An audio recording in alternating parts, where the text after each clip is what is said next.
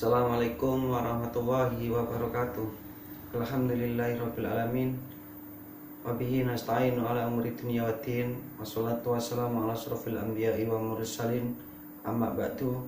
Yang pertama, saya mengucapkan terima kasih kepada Bapak dosen Bapak Aminin SPI MP selaku dosen pengelolaan air dan juga tanah Prodi Aquakultur Universitas Muhammadiyah Gresik, dan juga teman-temanku yang saya banggakan. Jadi pada hari ini saya akan menyimpulkan atau mereview materi yang telah disampaikan pada 3 pertemuan yang kemarin. Jadi yang pertama, saya akan membahas tentang pengelolaan air dan juga tanah. Nah, pada materi pertama saya akan membahas tentang sifat-sifat pada tanah. Jadi yang pertama, apakah tanah itu? Jadi pengertian tanah atau dilihat dari tekstur dan strukturnya, itu tanah itu terdiri dari 4 komponen.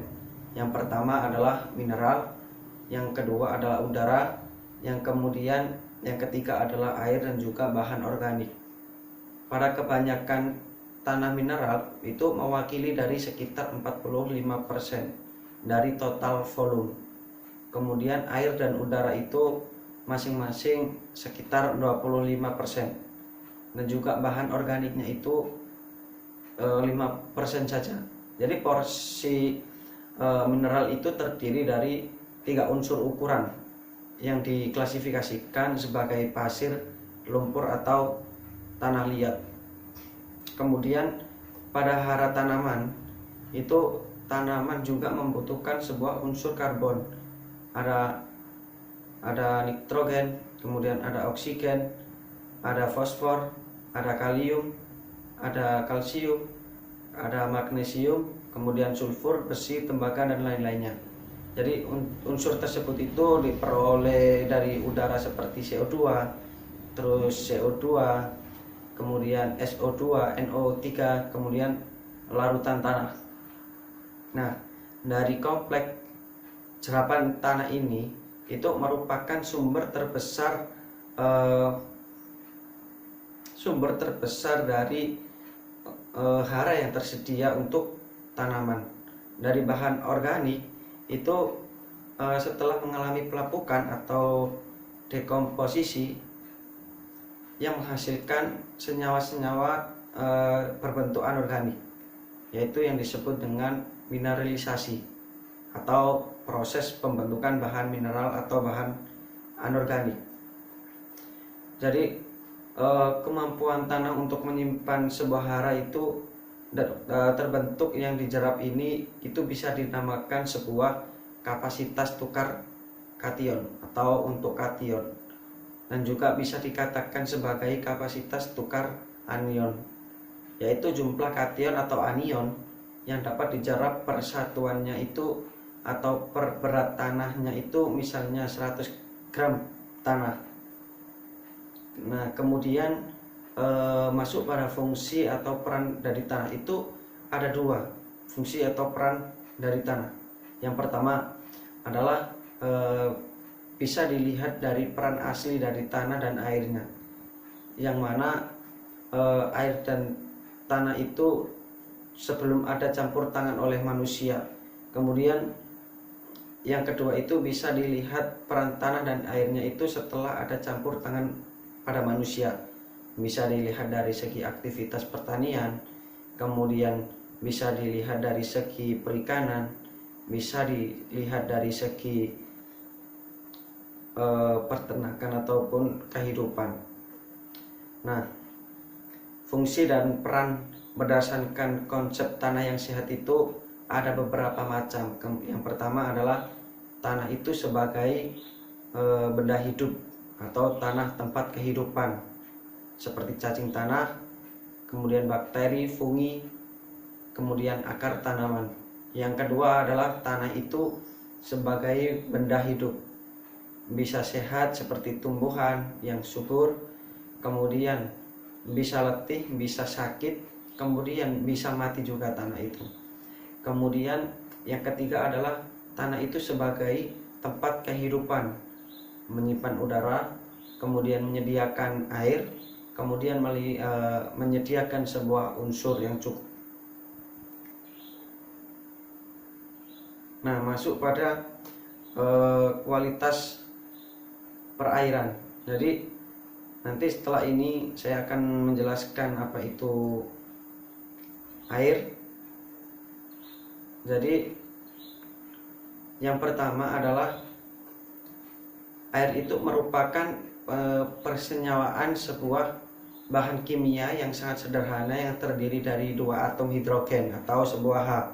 Kemudian yang berkaitan dengan 1 atom oksigen, itu biasanya disebut dengan istilah bahan kimianya adalah huruf O atau oksigen. Nah, yang ditulis dengan rumus kimianya itu adalah H2O. H2O ini adalah hidrogen dan oksigen. Kemudian pada keterangannya, atom-atom hidrogen yang terikat ke atom oksigen itu secara asimetris. Yang kedua, ikatannya melalui pemakaian elektron secara bersama-sama. Yang kemudian atom atau oksigen itu lebih dari H, yang bisa dikatakan oksigen itu lebih sedikit bermuatan daripada H yang bermuatan lebih, atau yang disebut dengan suatu molekul. Nah, apa itu sifat polar pada molekul air? Jadi sifat polar molekul air itu adalah tempat kedudukan H yang mana bermuatan positif akan menarik kedudukan sebuah oksigen yang bermuatan negatif. Jadi pada nantinya molekul-molekul air itu berikatan lemah hanya sekitar 6% saja daripada ikatan H dan O yang dalam satu molekul air. Kemudian yang kedua, ikatan hidrogen itu mudah lepas dan juga mudah terbentuk. Kemudian yang ketiga itu adanya ikatan hidrogen dan juga sifat terpolarisasi. Air ini juga bertanggung jawab terhadap pada sifat fisik dan juga kimia airnya. Nah, kimia dalam sifat-sifatnya air itu ada beberapa sifat. Yang pertama adalah sebagai pelarut universal. Kemudian yang kedua adalah tegangan permukaan air yang sangat tinggi dari semua zat cair pada umumnya. Kemudian yang ketiga, penghantar panas paling tinggi dari semua zat cair pada umumnya, kecuali pada air raksa. Kemudian yang keempat adalah sebuah berat jenis air maksimum pada suhu 4 derajat Celcius. Yang kelima adalah viskositas relatif rendah pada zat cair. Kemudian apakah fungsi atau peran air? Jadi fungsi atau peran air itu ada beberapa. Yang pertama adalah sebagai zat yang mengelilingi suatu organisme perairan. Yang kedua adalah bagian terbesar pembentuk tubuh organisme perairan. Yang ketiga adalah medium tempat terjadinya berbagai reaksi kimia, baik di luar ataupun di dalam tubuh organisme. Selanjutnya, air dalam kehidupan. Dari sudut pandang biologi, air itu memiliki sifat-sifat yang penting untuk adanya sebuah kehidupan. Yang kedua, air dapat memunculkan suatu reaksi yang dapat membuat senyawa organik melalui replikasi. Jadi semua makhluk hidup yang diketahui dan memiliki ketergantungan terhadap air. Selanjutnya, air dalam sebuah kehidupan. Air merupakan zat pelarut yang penting untuk semua makhluk hidup dan juga bagian penting dalam proses metabolisme tubuh. Kemudian, air juga dibutuhkan dalam berfotosintesis dan juga respirasi. Berfotosintesis menggunakan cahaya matahari untuk memisahkan atom hidrogen dan juga oksigen. Hidrogen itu nantinya akan digunakan untuk membentuk sebuah glukosa dan juga oksigen akan dilepaskan ke dalam udara ataupun di air di perairan. Nah, itu tadi menjelaskan sebuah materi yang pertama, yaitu dengan sifat-sifat tanah dan juga sifat-sifat air. Nah, saya lanjutkan kepada pada struktur tanah. Nah, pada materi kedua ini nantinya juga akan membahas tentang struktur tanah. Jadi definisi lain dari struktur tanah itu apa? Jadi definisi itu adalah sebuah gumpalan kecil dari butir-butir tanah yang terbentuk karena terikat dengan satu sama lain oleh bahan-bahan yang melekatnya, seperti tanah liat, kemudian oksida besi. Nah, struktur tanah ini dapat berkembang dari butiran-butiran tanah tunggal ataupun sebuah kondisi yang sedang masif. Kemudian yang kedua adalah sifat fisik tanah yang menggambarkan susunan ruangan partikel-partikel yang bergabung menjadi satu dengan yang lain itu membentuk sebuah agregat yang mana hasil nantinya akan menjadi pedogenesis. Kemudian yang ketiga adalah sebuah struktur merupakan salah satu sifat dasar tanah yang penting untuk mempengaruhi sifat tanah yang lainnya. Jadi kondisi struktur tanah juga mempengaruhi terhadap pertumbuhan dan juga produksi tanaman nanti. Kemudian ada jenis-jenis struktur tanah. Berdasarkan bentuknya, jenis-jenis struktur tanah ini dapat dibedakan menjadi 7 bagian. Yang pertama adalah sebuah lempeng, yakni struktur tanah yang memiliki bentuk yang dimana sumbu vertikalnya itu struktur tanah tersebut lebih pendek dari sumbu horizontalnya. Kemudian yang kedua adalah jenis tanah yang berbentuk prismatik atau prismatik. Nah, itu apakah prismatik itu? Jadi kondisi yang dimana struktur tanah itu memiliki sumbu vertikal lebih panjang dari sumbu horizontalnya. Dari sisi tanah tersebut membentuk tidak seperti membulat. Yang kemudian jenis yang ketiga adalah sebagai tiang atau kolumnar, yaitu struktur tanah yang memiliki sumbu vertikal lebih panjang dari sumbu horizontal. Namun pada sisi-sisi atasnya itu biasanya terlihat atau berbentuk seperti membulat. Itu yang nomor 3. Yang nomor 4 adalah gumpal bersudut atau angular blocky, yakni kondisi sumbu vertikal dan sumbu horizontal sama panjangnya dengan sisi tanah tersebut membentuk sebuah sudut yang sangat tajam. Kemudian jenis tanah yang kelima adalah sebagai gumpal membulat. Nah, ini memiliki sumbu yang sama dengan gumpal bersudut, jadi agak lancip, yang mana hanya saja pada jenis struktur tanah ini ada sisi-sisi tanah yang membentuk sudut membulat. Kemudian jenis tanah yang keenam ini adalah sebagai butiran atau yang dinamakan granular. Itu merupakan jenis struktur tanah yang bentuknya itu cenderung membulat atau terlihat memiliki banyak sisi. Masing-masing pet atau sebuah gumpal pada tanah itu juga tidak memiliki sebuah pori atau porous. Kemudian yang jenis tanah yang ketujuh itu adalah sebagai remah atau bisa dikatakan kram, yaitu kondisi struktur tanah juga seperti tanah yang membulat atau memiliki banyak sisi serta terlihat sangat berpori. Kemudian akan saya perjelas apakah itu lempeng, kemudian prisma, kemudian tiang. Jadi lempeng itu merupakan suatu bentuk struktur tanah di mana sumbu vertikalnya itu akan lebih pendek dari sumbu horizontalnya. Tadi sudah saya jelaskan. Jadi selanjutnya adalah tingkat perkembangan struktur tanah. Nah, tingkat perkembangan struktur tanah ini bisa ditentukan berdasarkan atas kemantapan atau ketahanan bentuk struktur tanah terhadap tekanan. Nah, kemantapan struktur tanah itu bisa dibagi menjadi beberapa tingkat. Tingkat yang pertama adalah tingkat perkembangan lemah atau butir struktur tanah itu agak mudah hancur. Kemudian yang kedua adalah tingkat perkembangan sedang, yang mana butir struktur tanah itu agak mudah hancur.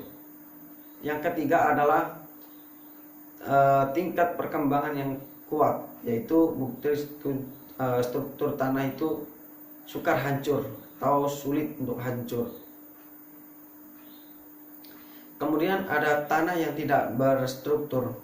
Kondisi tanah dapat dikatakan tidak memiliki struktur karena apabila butiran tanah itu tidak melekat pada satu sama lain atau yang disebut dengan lepas. Contohnya adalah tanah yang berpasir, itu kan tidak bisa melekat dengan satu sama lain.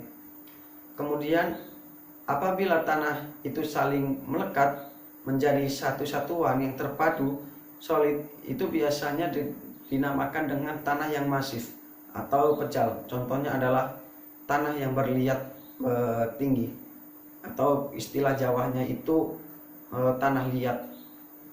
Nah, struktur tanah itu memiliki beberapa penting dalam sebuah menentukan. Yang pertama adalah peredaran air, kemudian udara, dan juga panas di dalam tanah. Kedua, aktivitas jasad hidup di tanah. Yang kemudian ketersediaan unsur hara bagi tanaman. Selanjutnya, perombakan bahan organik tanah. Selanjutnya, mudah tidaknya akar tanaman dapat menembus tanah lebih dalam, dan perkembangan pertumbuhan tanaman. Nah, selanjutnya masuk pada materi yang ketiga, yaitu bahan organik tanah. Jadi bahan organik tanah ini atau sebuah soil organic matter itu adalah bahan yang mana di dalam atau permukaan tanahnya itu yang berasal dari sisa tumbuhan ataupun hewan, dan juga ataupun sisa dari manusia yang telah mengalami dekomposisi lebih lanjut maupun sedang mengalami dekomposisi. Kemudian secara substansi, bahan organik itu tersusun dari bahan humus dan non-humus menurut Bond et al. Pada tahun 1979. Kemudian ada presentasi PO tanah. Jadi yang pertama itu tanah mineral. Jadi bahan organiknya itu 0,5 sampai 5%. Kemudian yang kedua adalah tanah gambut atau tanah organik. Itu mencapai 98%. Yang ketiga adalah parameter yang dapat digunakan untuk mencirikan kualitas bahan organik itu adalah sebuah kandungan. Kandungan yang pertama itu adalah sebuah karbon atau nitrogen, yang bisa dikatakan dalam rumus kimia adalah C dan juga N, karbon dan juga nitrogen. Yang kedua adalah bahan-bahan humus. Yang ketiga adalah lignin. Yang keempat adalah selulosa. Kemudian ada juga pengaruh BO tanah. Yang pertama adalah memperbaiki struktur tanah untuk pertumbuhan tanaman. Yang kedua, memperkuat agregasi tanah, ataupun agregasi itu sebuah proses partikel atau sebuah uatan atau pasir debu ataupun tanah liat yang dialami oleh gaya dan juga bahan yang dihasilkan oleh eksudat akar dan aktivitas mikroorganisme. Yang kemudian yang nomor 3 adalah memperbaiki drainase. Yang keempat adalah memperbaiki permeabilitas. Yang kelima, meningkatkan penetrasi akar. Kemudian yang keenam adalah meningkatkan terhadap erosi. Kemudian selanjutnya adalah humus. Apakah itu humus? Humus adalah bahan yang telah terdekomposisi dan juga merupakan lapisan tanah yang paling subur. Nah, selanjutnya itu adalah ada pengaruh dari humus. Apakah pengaruh dari humus? Pengaruh dari humus itu ada 4 pengaruh humus. Yang pertama adalah memperbaiki struktur tanah. Yang kedua adalah meningkatkan kapasitas tukar kation. Yang ketiga adalah penyangga pH ataupun tanah. Yang keempat, meningkatkan daya simpan lengas. Nah, bahan organik tanah ini adalah semua jenis senyawa organik yang terdapat di dalam tanah serasa ataupun fraksi bahan organik ringan, yang mana biomasa mikroorganismenya, bahan organik terlalu di dalam air, dan juga bahan organik terlalu yang stabil ataupun humus. Stephenson tahun 1940. Kemudian sumber. Nah, sumber ini berasal dari sisa tanaman atau hewan yang mengalami perubahan bentuk. Jadi karena faktor biologi, karena faktor kimia, karena faktor fisika ataupun mengalami dekomposisi. Ada juga bahan organik tanah itu adalah sebuah kumpulan beragam senyawa organik kompleks yang sedang atau telah mengalami proses dekomposisi. Jadi berupa humus hasil humifikasi, kemudian senyawa anorganik hasil mineralisasi, kemudian mikroorganisme heterotrofik dan ototrofik yang terlibat dalam berada di dalamnya. Kemudian pada sumber, yang pertama adalah ada primer. Jadi jaringan organik tanaman ataupun daun, ranting, cabang, batang, buah, dan akar. Kemudian sekunder, jaringan organik hewan ini ataupun kotoran jasad yang mati dan mikrofauna. Yang ketiga adalah sumber lain dari luar, yaitu ada pupuk organik berupa pupuk kandang, kemudian pupuk hijau, kemudian pupuk bokasi atau kompos, dan pupuk hayati.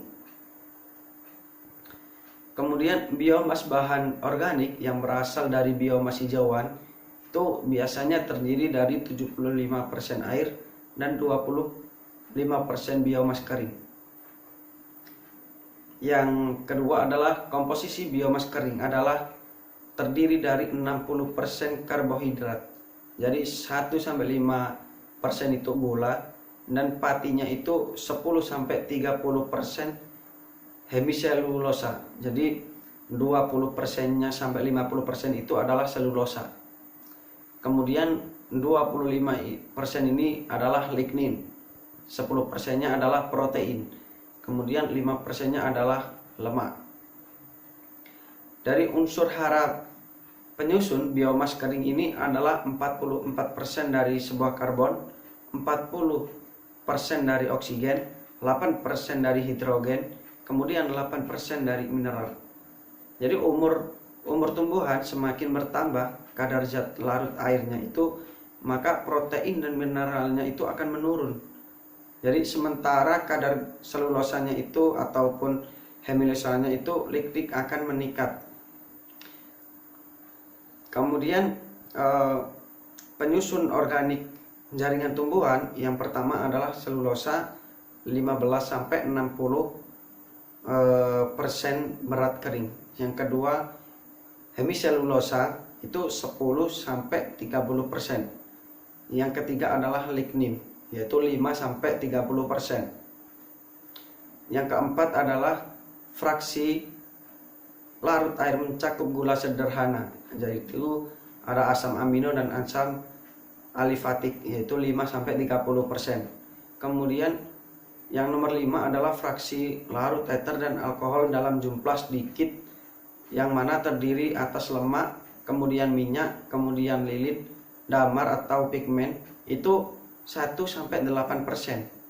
Yang keenam adalah proteinnya itu 1-15% yang mengandung nitrogen dan sulfat, yang mana yang nomor 7 ini adalah mineral atau abu yang terdiri dari 1-13%.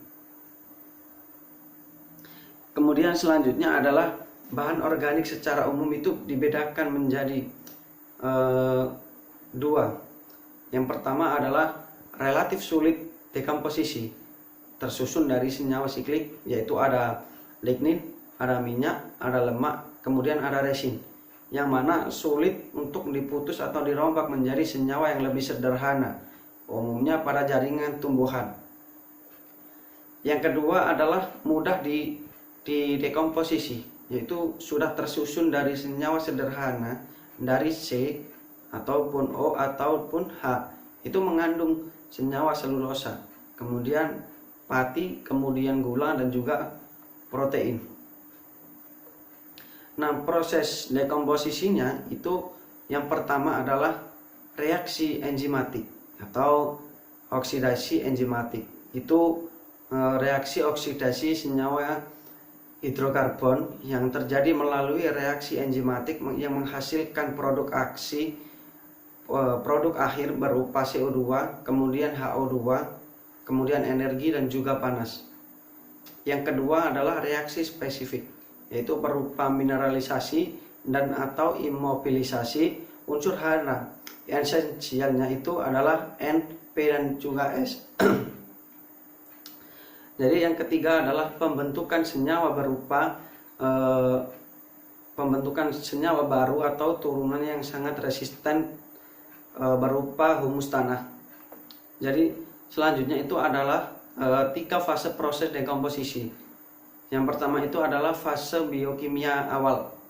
Yang kedua, hidrolisis, memecahkan secara parsial senyawa polimer tinggi menjadi senyawa lebih sederhana, seperti amilo menjadi gula dan protein menjadi peptid dan asam amino. Kemudian yang ketiga adalah oksidasi, menguraikan senyawa bercincin fenol menjadi senyawa berciri zat warna, seperti daun dan juga jerami berubah warna. Fase pemecahan mekanik menjadi serpihan-serpihan kecil oleh mesofauna dan mikrofauna dengan gigitan atau kunyahan atau sebuah cernaan yang telah diproses. Jadi organisme yang berperan utama adalah cacing dan juga rayap dan juga semut. Nah, yang ketiga adalah penguraian mikrobiologi fase organisme heterotofik dan juga saprofitik, baik flora maupun fauna. Yaitu yang pertama adalah penguraian enzimatik senyawa rumit menjadi lebih sederhana, di sebagian digunakan oleh organisme untuk membangun sebuah tubuh, tetapi terutama digunakan oleh sebagai sumber energi. Yang kedua adalah oksidasi respirasi, memproduksi sebuah CO atau H2O dan membebaskan sebuah energi. Jadi pada unsur atau pada waktu bersamaan menjadi mineralisasi atau pembebasan unsur itu ada 4. Yang pertama adalah nitrogen dalam bentuk NH4+ atau bisa dikatakan sebagai amonifikasi, yang bisa berlanjut diubah menjadi NO3 atau nitrifikasi. Kemudian yang kedua adalah P menjadi fosfat. Kemudian yang ketiga adalah S menjadi sulfat. Yang keempat adalah K atau Ca. Mg dilepaskan sebagai ion bebas yang terikat. Selanjutnya adalah faktor yang mempengaruhi dekomposisi bahan organik adalah ada 3. Yang pertama adalah sifat dari bahan tanaman itu termasuk sebuah jenis atau umur yang komposisi dari bahan kimia tanaman. Yang kedua adalah tanah termasuk aerasi, juga temperatur, kelembapan, keasaman, dan juga tingkat kesuburan. Yang ketiga adalah iklim, terutama pengaruh dari kelembahan dan temperatur. Kemudian laju dekomposisi ditentukan oleh susunan kimia. Jadi bahan kimia atau bahan organik dari faktor lingkungan itu ada 2. Yang pertama adalah faktor lingkungan, terutama suhu pada kelembapan, kemudian pH dan juga potensial redox bertindak lewat pengaruhnya atas pertumbuhan dan metabolisme zat renik pengurai. Kemudian yang kedua adalah bahan organik yang banyak mengandung lignin sulit terdekomposisi, ataupun senyawa larut itu lebih mudah terdekomposisinya. Nah, urutan kemudahan dekomposisi itu ada beberapa, yaitu ada 6. Yang pertama adalah urutan gula atau pati dan juga protein sederhana. Yang kedua adalah protein kasar. Yang ketiga hemiselulosa. Kemudian 4 adalah selulosa. Yang kelima adalah lemak. Ada juga minyak dan juga lilin. Yang keenam adalah lignin atau damar atau sebuah taknin. Nah, itu tadi review materi yang telah disampaikan oleh Bapak dosen Bapak Aminin SBIMP yang 3 minggu kemarin. Kemudian telah saya review atau saya rangkum dalam bentuk video ini. Kemudian saya akhiri. Apabila ada salah atau kurangnya dalam pengucapan atau kurang berkenaan, saya pribadi mohon maaf yang sebesar-besarnya. Saya akhiri. Wassalamualaikum warahmatullahi wabarakatuh.